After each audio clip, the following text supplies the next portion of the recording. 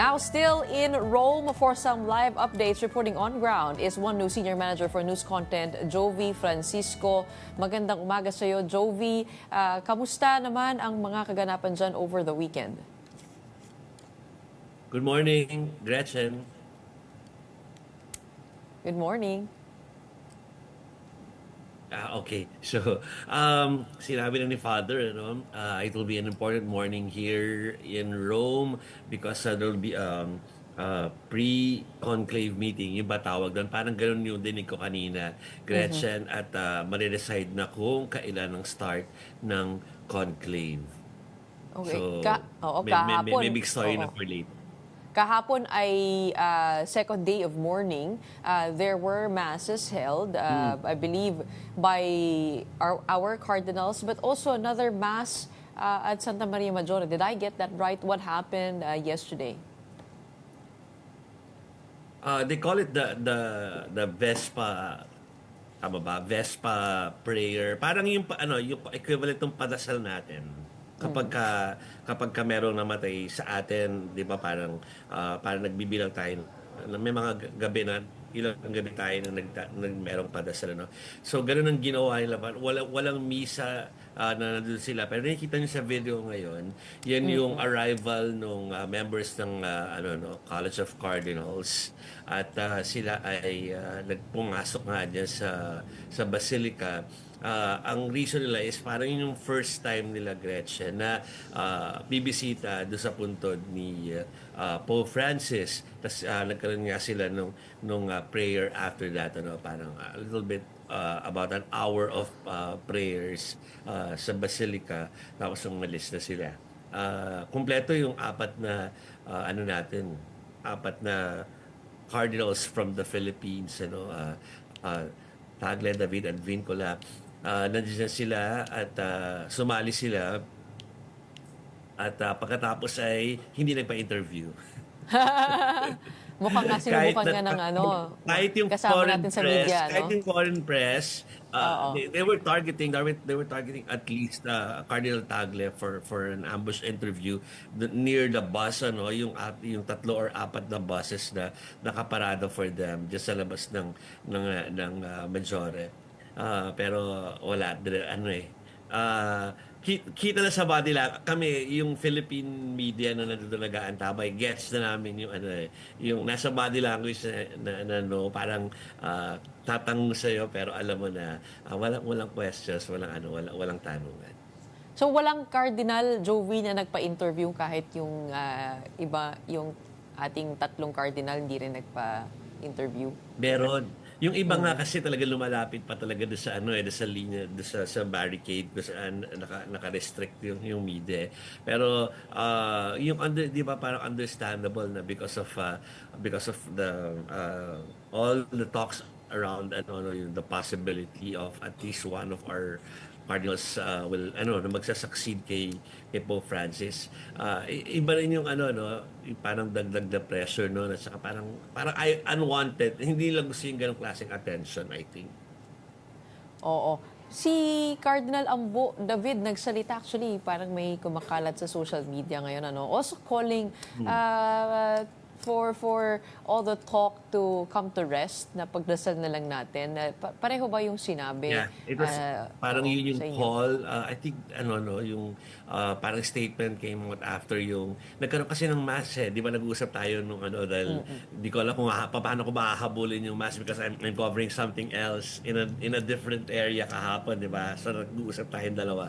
So parang doon nga, parang may mga panawagan nga na gano'n na it's really hard, kahit last week pa nung pag nag-uusap tayo, sinasabi natin na parang hindi naman talaga siya madadaan sa clamor, hindi siya madadaan sa mga so-called campaign online, that's not the way it works, because sa conclave ay talagang siya, proseso ng mga parang walang katapusang discussion na sila.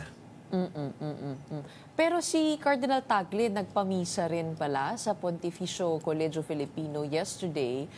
Did you get to hear his Yesterday. homily, and what did he say? Okay, well, the theme was Divine Mercy. Teka ha, ayoko i-misquote ang ating cardinal. Pero parang sinasabi niya na yung na napakakinong nung mercy or nung awa. Ayan, sige. I-quote ko siya ha. Sabi niya, we know that mercy will not be defeated by the evil present now in the world. At least isa sa yan sa mga pinaka-quotable quote from that homily, Gretchen.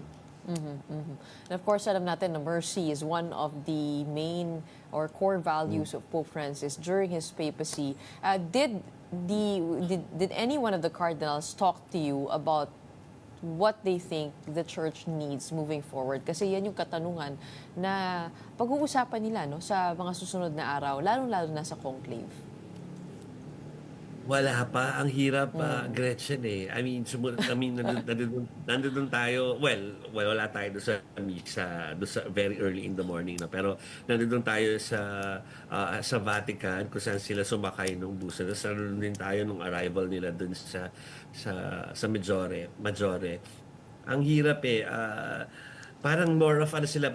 Kapag kakausapin kayo, more of i-greet ka lang eh. O kaya iabot na yung kamay. No? Pero hindi sila nag-entertain masyado ng questions. Maybe it's because yung mga early pre-conclave meetings, isa sa kanilang napagkasundoan is the secrecy dun sa buong possibility and the whole process. Ipuntahan natin yung tomb ni Pope Francis sa Santa Maria Maggiore. Saan ba mahahanap yun? We know that it is near his favorite image there, but where exactly? And is it open to all? Kasi di ba dalawa, parang yung video, hindi ko lang kung makapakita nila, Carlo, no? Dalawa, yung kung saan naroon yung mahabang pila, that's the backside, or sabihin, nasa likuran ng church talaga yung dami ng tao na nakapila. So, yung doon kung saan naman kami nagla-live ng TV, yun talaga yung entrance, so nasa tabi na yung pasukan. Meron tinatawag na holy door. No, isa doon sa mga doors sa harapan 'yon. Nagkataon kapag pumasok ka doon, dire-diretso ka sa dulong-dulo noon, before yung chapel mismo na favorite niya, kung saan naroon yung image ni Mama Mary at saka yung relic nung child Jesus, yung crib ni child Jesus. Nandoon siya sa may entrance noon. So, lalakad ka doon sa mahabang hallway just before mag-main altar, sa left side mo, Gretchen. So, sabi ko kasi nung una, nung nakatakip pa siya, nung nag-walk through ako nung before yung libing, nalampasan ko siya eh. Nagtanong pa ako ulit doon sa pari doon, sabi niya parang it's just behind me daw. Tapos pagtingin ko, doon pala siya. Sobrang kasing parang nasa entrance lang siya. Tapos parang may confessional na booth na medyo parang masyadong malaki yon para makukumpara mo doon sa puntod niya, no. Tapos ngayon nga na binuksan na siya, makikita mo meron siyang may ilaw naman doon sa doon sa mismong puntod niya. Pero ang simple niya kasi talaga nakalagay lang Franciscus. Oh, actually, napuntahan ko yung chapel na yan, no? Kasi nung narinig ko na dyan gustong magpalibing ni Pope Francis, dumaan ako. Pero bawal yung video and picture taking when something is going on inside that favorite chapel. But it is before pala, no?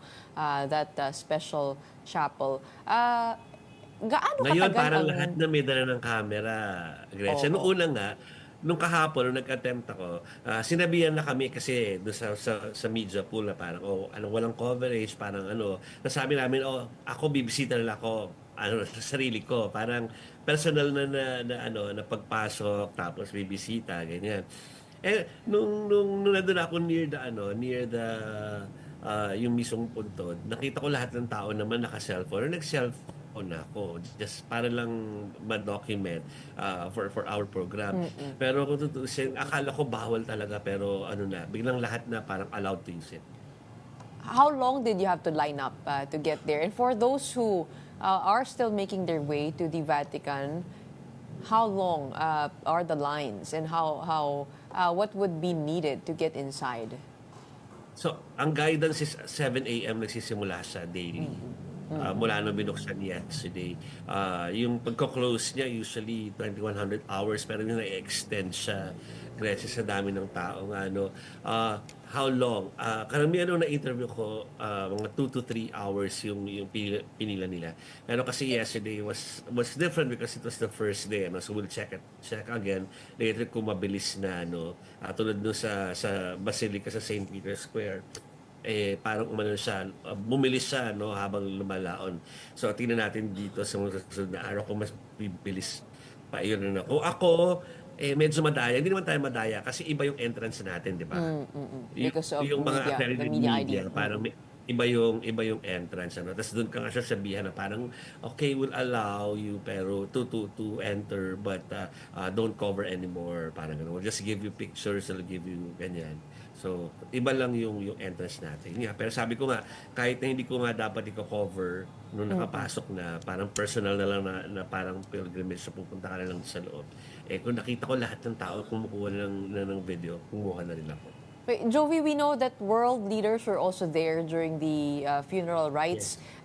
What did you know of the President Bongbong Marcos's meetings over there?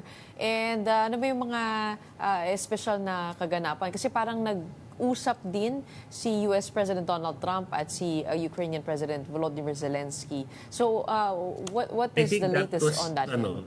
I think kung merong nakastil nung mga moment na yun, it's the conversation between Trump and Zelensky plus yung aided ba? Hindi naman aided, kundi may iba pang world leaders around them na before that meeting started, ano. So yun, ano, pero sa tabi, parang socials lang, ano, lumalabas base sa mga sinishare ni First Lady at saka ng RTVM, ay ano lang, parang yun, dahil magkakatabi sila or nasa same, at least yung distinct na area. So, nagkakaroon na ng hi, hellos, ano. Pero, wala talaga nung parang sit-down meeting or sa sidelines na parang substantial, ano. In fact, mabilis lang naman daw, no? Pagkatapos niyan, exit na rin naman lahat. Ang ano doon ay, naglabas naman sila. Hindi naman to gawa-gawa or parang fake news. Naglabas naman sila, nag-date sila sa Rome, right? Ang first couple natin ay nag-date pa sila ngayong kahapon, Sunday, dito sa Roma bago tumulak pabalik dyan sa Manila.